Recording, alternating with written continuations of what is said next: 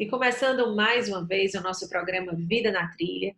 Estou muito feliz por estar aqui com você nesta terça-feira, às 19h30, mais uma vez, criando um espaço para compartilharmos ideias e reflexões. Sobretudo, um espaço também para criarmos coragem para algumas decisões e ações. Sei que todos nós estamos vivendo neste momento difícil, onde o assunto do coronavírus é o assunto que ocupa todos os espaços dos nossos pensamentos, das nossas conversas, é o desafio comum para todos nós. Mas pensei que, embora este seja o assunto prioritário, pensei em não desistir de estar aqui hoje com você, de forma para contribuir com você, para manter a cabeça no eixo, manter a vida na trilha, manter o coração em paz, embora muito tenha a ser feito nesse momento em que vivemos. Pensei em trazer para você e irei falar para você hoje, nesta terça-feira, sobre o assunto garra. Como disse, sei que tem muitos outros assuntos para a gente conversar nesse momento, mas pensei em não abrir mão desse assunto, porque considero importante também a gente reajustar os nossos planos e não desistir do que a gente vinha planejando para esse ano, não desistir das nossas intenções, não desistir das nossas prioridades, embora a gente tenha que rever tudo isso. Então, hoje eu estou aqui para contribuir com você, para lhe encorajar a se manter fiel àquilo que você vinha se propondo, a se manter fiel aos seus objetivos, embora seja necessário a gente fazer alguns ajustes. Então, hoje eu vou estar dividindo com você algumas contribuições deste livro da Angela Duckworth, que fez uma pesquisa sobre esse tema garra, e muito tem a nos contribuir, principalmente nesse tempo que estamos vivendo de tantos desafios. Então, primeiramente, eu queria lhe fazer uma pergunta. De 0 a 10, que nota você se daria para o seu nível de garra no momento da sua vida? Em certos momentos da vida, a gente pode se pontuar uma nota mais baixa, em outros momentos, uma nota mais alta, mas todos nós, de uma forma geral, se nos submetermos a um teste de garra, receberemos uma nota, um nível, a partir das nossas atitudes, dos nossos posicionamentos e da forma que a gente reage diante dos fatos da vida. Então, estamos num momento onde novos fatos estão surgindo, uma nova circunstância, uma nova situação de desafio, e a gente precisa pensar como nós vamos nos posicionar e reagir diante desses fatos. Então, para gerar esse primeiro momento de reflexão, vamos primeiro alinhar o conceito, né? Do que você entende como garra? Na sua visão, como você definiria, como você descreveria esta palavra?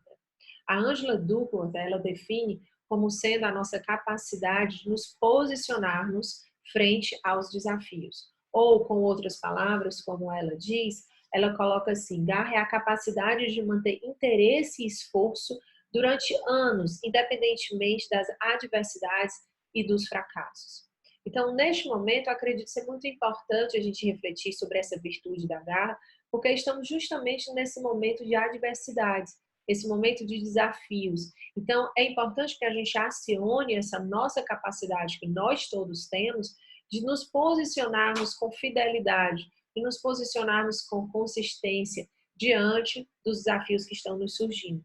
Para simplificar, eu coloco que garra é a nossa capacidade de continuar, a nossa capacidade de persistir, é a nossa capacidade de a gente se reinventar mesmo em tempos difíceis. Então, eu sei que neste momento a tendência é a gente se paralisar, porque estamos convidados a nos isolarmos, estamos convidados a ficarmos distantes uns dos outros. Então, na nossa cabeça, talvez nesse primeiro momento é congelar, parar.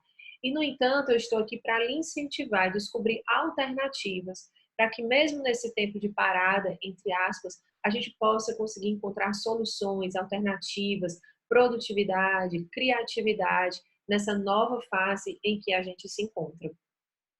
Então, eu queria dividir com vocês também que existem alguns mitos que as pessoas fazem em relação à garra. Exemplo, algumas pessoas acreditam que é muito mais fácil para algumas pessoas persistir em determinados objetivos quando elas já vêm com um talento nato. Uma pessoa que já tem um talento de cantar, a pessoa que já tem um talento da liderança, por exemplo, é mais fácil de persistir naquele talento. E a pesquisa que a Angela Duckworth fez, ela nos traz alguns resultados que quebram alguns desses mitos. E um deles é que, de fato, o talento não tem relação com garra. talento não tem uma influência na qualidade da performance. Na verdade, desculpa, tem influência na qualidade da performance, mas não na sustentabilidade da performance. Então, não tem uma ligação. Uma outra coisa que não tem ligação também é nível de inteligência.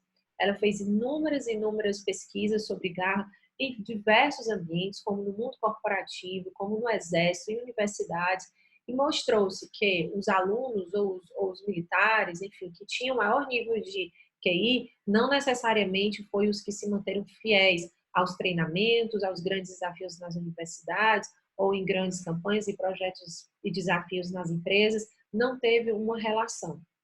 Capacidade de liderança também não teve relação. Não necessariamente aqueles que têm uma inclinação mais nata para a liderança são os que têm mais garra. Isso também não foi confirmado. E além de que, dessas três, de talento, inteligência e capacidade de liderança, a capacidade física também não tem correlação com a garra. Então, mesmo os atletas que têm uma condição maior de, por exemplo, perseverar no ciclismo, numa corrida, a capacidade física em si não é o que influencia no nível de garra. É algo muito mais do modelo mental do indivíduo, a forma que esse indivíduo se posiciona diante dos desafios, diante das adversidades que surgem na vida. Então, se nada disso tem correlação, o que de fato tem correlação? O que é que influencia no nível de garra? Então, a Ângela Duan traz também quais são os itens prioritários no seu livro e em diversos artigos que a gente pode ler sobre a sua pesquisa. Ela diz, o que influencia primeiramente é a clareza de uma direção, né? É o interesse em que a pessoa consegue descobrir, consegue identificar, então, algum interesse ou paixão, como em alguns momentos ela usa essa palavra também. Então, é ter consistência por esse interesse. Então, por exemplo, se eu tenho o interesse de estar aqui diante de vocês no Vida na Trilha, acho que isso é importante, então eu ter consistência nesse interesse de estar aqui fazendo esses vídeos, de estar aqui nas lives, de estar aqui gravando e compartilhando com você.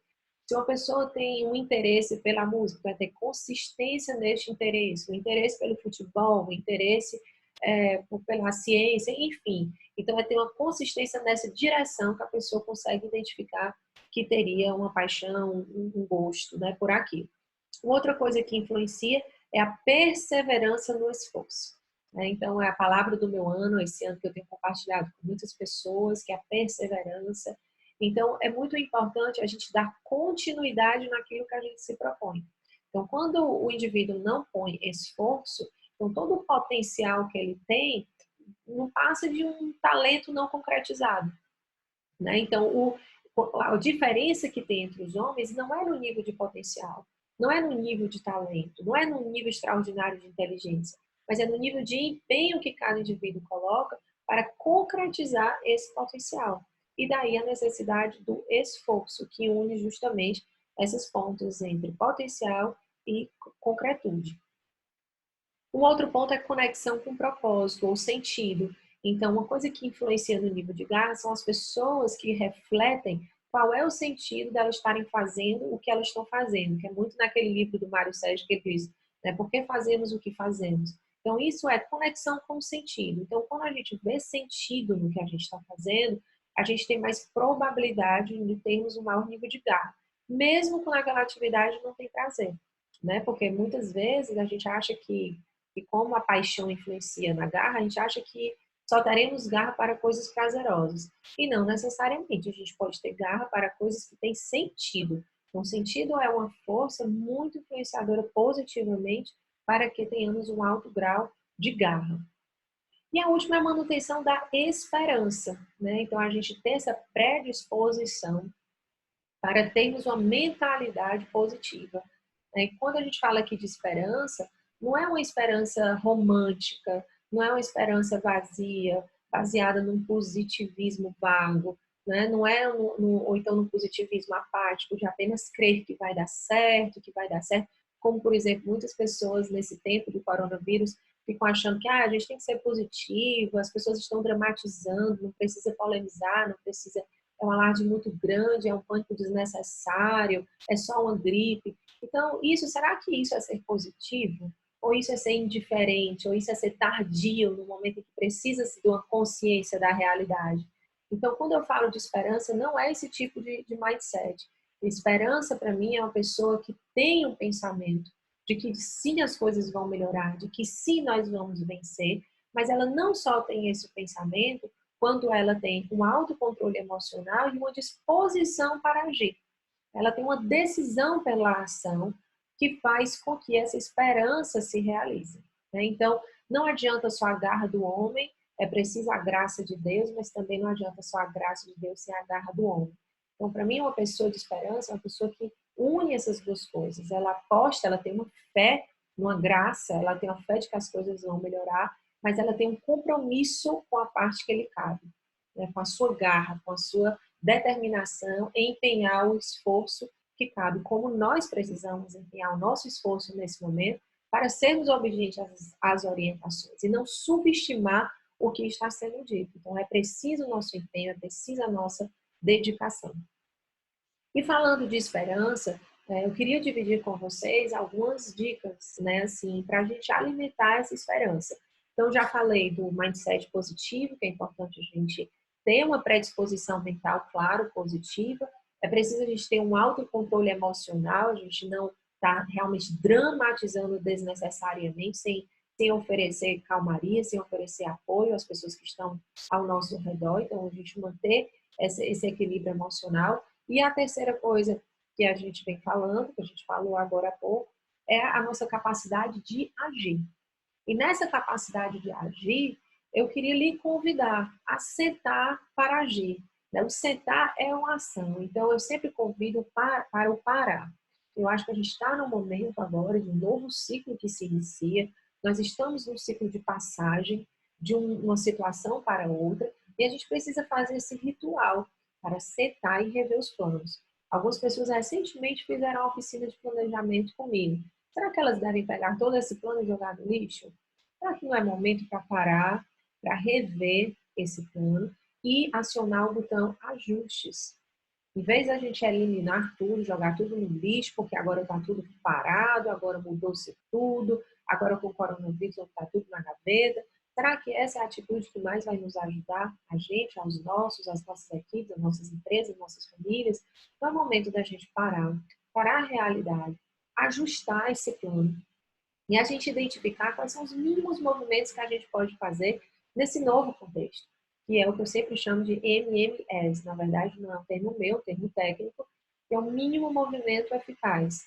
Então, muitos dos nossos movimentos, de fato, pode ser que estejam paralisados. Quem estava com o objetivo de ir para uma academia, quem estava com o objetivo de fazer um evento grande, quem estava com o objetivo de fazer um MBA, alguns desses movimentos estão parados, mas talvez fragmentos desses movimentos não estão parados. Por que não pesquisar os MBAs possíveis a partir do segundo semestre, a partir de 2021, para você já ir se preparando, né? Então, estender um pouco essa visão de longo prazo e ver quais são os movimentos que ainda podem ser feitos nos seus planos. De repente, você vai ter mais tempo em casa, você vai ter mais tempo para pesquisa e você vai ter mais tempo para se preparar para alguns dos seus objetivos que já estão no segundo semestre ou alguns outros mínimos movimentos que são necessários para o agora, para o imediatismo que precisa ser feito agora, né? Como, por exemplo, unir a sua família, alinhar com a sua família esse novo tempo que se vive, juntar a sua família para estabelecer novas regras, novos acordos. Então, é todo mundo tomar consciência de que estamos agora iniciando um novo ciclo. Nós vamos conviver mais em casa, nós vamos conviver menos com algumas pessoas que nós também tanto amamos. Então, como é que nós vamos cuidar uns dos outros aqui dentro de casa? Como é que nós vamos conviver mais? E como é que nós vamos também cuidar dos que estão lá fora sem estar fisicamente perto deles? Como é que nós vamos dar amparo para os lá de fora também, mesmo precisando dar fisicamente amparo para os que estão perto de nós e cuidar das nossas famílias? Então, são questões que a gente precisa discutir em família, os novos ajustes, quais são os papéis de cada um, as crianças dentro de casa, será que vão ter que fazer algumas atividades domésticas? Seria tão interessante fazer esse ajuste, né? Que novas ideias a gente pode fazer aqui juntos para a gente ter um melhor aproveitamento do nosso tempo? E como é que a família pode ajudar aquelas pessoas que trabalham dentro de casa, que vão continuar trabalhando, o pai, a mãe, enfim, como é que todos podem ajudar para que o trabalho continue sendo realizado da melhor forma, mesmo à distância, mesmo em casa. Então, se todos entrarem numa rede de cooperação, muita coisa pode continuar acontecendo. Então, a gente tem que ter muito cuidado para a gente não usar esse contexto agora como pretexto para a gente se paralisar. Ah, então eu não vou mais fazer exercício. Será que você não pode descer lá embaixo, subir a escada algumas vezes para se exercitar? Ah, eu não vou mais ler porque agora eu tenho que fazer um monte de coisa em casa. Será que precisa realmente parar com todos os seus projetos de uma vez, porque agora todo mundo tem que cuidar só do coronavírus, né? Então, eu acho que tem como a gente atender as orientações que estão sendo dadas, mas a gente não usar esse contexto como pretexto para paralisar tudo.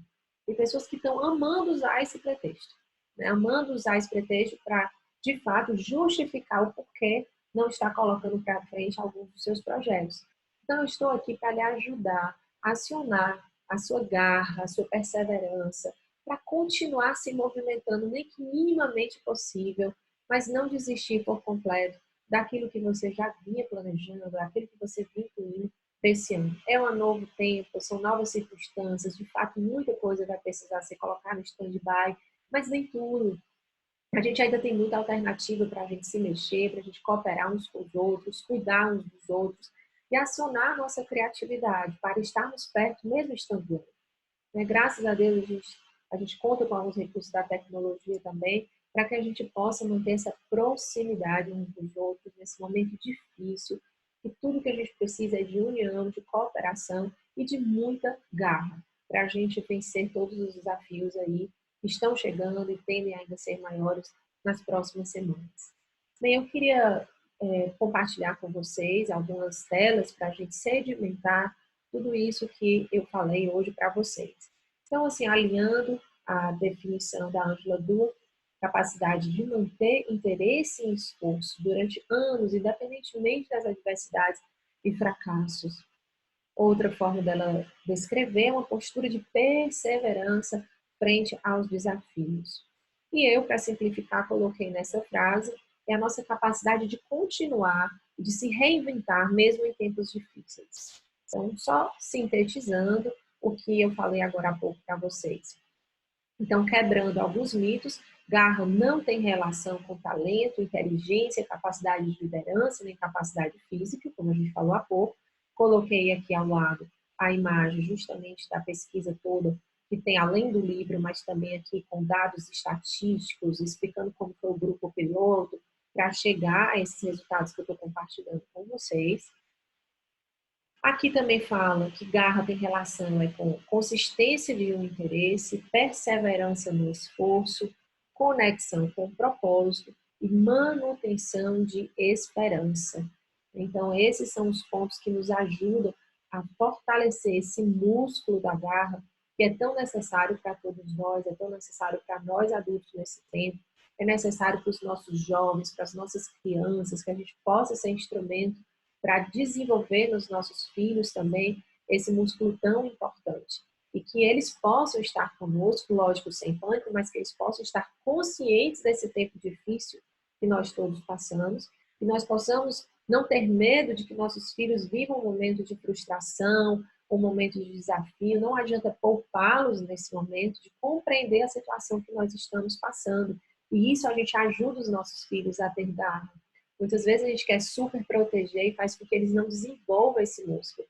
Então, não pode se ter pena deles terem algumas exigências dentro de casa nesse momento. Será que vai ficar os filhos tudo assistindo televisão, jogando videogame, no celular, enquanto a gente vive esse tempo? Será que não é momento para a gente parar para rever, né, os nossos papéis? A gente tem que pensar sobre isso, porque a gente vai estar dando um ganho para as nossas famílias nesse tempo. Então, é difícil, mas tem muita graça nesse momento também, muita oportunidade para aprendermos uns com os outros e para desenvolvermos essa virtude que é tão importante para a vida, que é a garra.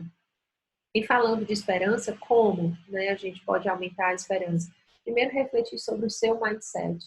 Você é uma pessoa que influencia as pessoas ao redor com esperança?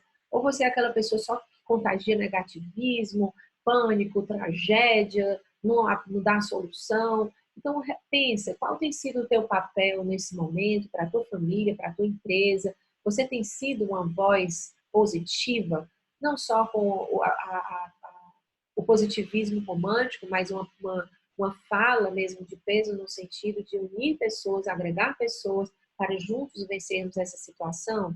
Você tem mantido a calma, tem tido esse autocontrole, né, para não contagiar uma epidemia emocional, onde todos ficam apavorados e só falam né, e ficam ansiosos, ou você tem sido uma pessoa para contribuir para a paz no momento, embora com dificuldade, mas manter a serenidade para contagiar positivamente também as pessoas ao seu redor. E, por fim, qual tem sido a tua postura de ação? Você tem ficado muito tempo investigando o diagnóstico do momento, assistindo às notícias, cada vez mais informado, ou você tem transformado essa informação em ação? Porque eu vejo também, gente, que a gente tem demandado, tem investido muito tempo para ouvir, para entender a situação, mas a gente tem que ter cuidado para não ficar muito tempo numa investigação e numa informação que não é compartilhada, que não é gerada ação.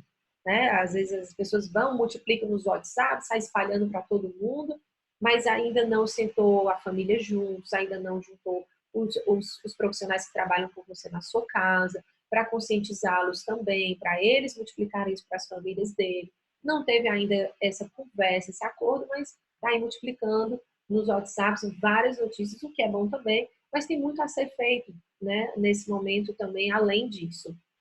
E nessa decisão para agir, eu lhe convido a sentar e rever o seu plano. Para aquelas pessoas que fizeram o plano de 2020, reveja o plano, né? Faça ajustes. Antes de abandonar, tem ajustes a serem feitos. Quem não fez o plano, faz agora. Tudo bem que está tudo muito turvo, tudo muito incerto, mas isso não justifica de você não sentar para pensar no que precisa ser feito agora, no que precisa ser feito no próximo mês, nem que seja um plano a curtíssimo prazo, mas é preciso planejar como essa informação vai ser compartilhada, que recursos vocês precisam adquirir, como você vai tocar o seu trabalho, o seu negócio, mesmo no novo cenário. Então, tem muito a se pensar, escrever, colocar no papel, conversar. Identificar os mínimos movimentos que você pode fazer no momento, mesmo que muitos dos seus movimentos estejam possibilitados. Alinhar com as pessoas envolvidas, é momento de parar para conversar, seja os que estão perto de você fisicamente, seja virtualmente com as outras pessoas que fazem parte da sua vida. Alinhar qual vai ser o nosso cenário, qual vai ser o nosso posicionamento aqui na empresa, no seu trabalho, na sua família. E dentro desse alinhar com as pessoas envolvidas, né, eu dou a dica para começar pela sua família, que é o lugar onde você talvez vai passar mais tempo agora nesse tempo. Então, junta a tua família, toma consciência de todo mundo junto dessa situação, mesmo com as crianças, e revejam os acordos, revejam as regras, porque estamos precisando rever nossa rotina. Todo mundo via na rotina, de repente a gente vai ter que rever nossa rotina. Então, as próprias crianças, os jovens podem também dar ideias do que cada um pode fazer, dividindo papéis, do que vai ser permitido, do que não vai ser permitido nesse tempo, que cuidados a gente vai ter que ter uns com os outros, não só consigo mesmo, né? Então, eu acho que é um momento, primeiramente, assim, emergencial para a gente parar, entender que estamos num novo tempo, fazer esse alinhamento em casa primeiro, com os nossos funcionários em casa, com a nossa família. E estender isso para o seu ambiente de trabalho, conversar com as pessoas, nem que seja virtualmente, mas eu acho que é preciso muito esse alinhamento, essa sentada agora, para fazer os ajustes nos nossos planos. O que a gente não pode é ir tocando, simplesmente deixando acontecer, vendo o que vai dar, mesmo que a gente não tenha certeza do cenário amanhã, mas a gente tem que sentar para rever o que a gente vai fazer hoje. Então, se for assim, o pior dos cenários é um plano nem curtíssimo, curtíssimo prazo. Mas é importante, eu acho, muito esse ritual de parada nesse tempo, para que a gente não perca a esperança. Como eu falei, eu acredito muito que tem muito a ser feito, tem muita coisa boa a acontecer nesse tempo difícil. E que a gente possa ser instrumento uns para os outros, para não deixar que as pessoas que nós amamos desistam. Porque a epidemia está acontecendo, mas a gente também não pode deixar que o desânimo influencie uns dos outros. Essa é uma epidemia emocional, de desânimo, de desmotivação. Então, isso que a gente possa ser esse instrumento para esse desânimo não contagiar, mesmo com tantos, tantos e tantos motivos para estarmos desanimados. Então, deixo aí essa frase, não deixe que as pessoas que você ama desistam. há muito a ser feito, os nossos projetos podem continuar sendo tocados de alguma forma, que a gente não desista, mas que a gente ajuste. E eu deixo, por fim, essa passagem que muito me incentiva, e não nos cansemos de fazer o bem, pois no tempo próprio colheremos, se não desanimarmos. Então, graças a Deus, está aí a China já dando relatos de superação. Se Deus quiser, a Itália. Nós também vamos ter os nossos relatos. Se nós não desanimarmos e fizermos o que precisa ser feito. Sempre lembrando, a graça de Deus, com a garra do homem, podem realizar maravilhas. Então, espero que a live de hoje possa ter sido uma voz de conforto e de coragem para você nesse tempo difícil. E eu estarei aqui com vocês toda terça-feira, dividindo com vocês alguns dos meus pensamentos, dos meus sentimentos, com o objetivo sincero de contribuir para que a sua vida seja cada vez melhor. Até terça-feira, um grande abraço.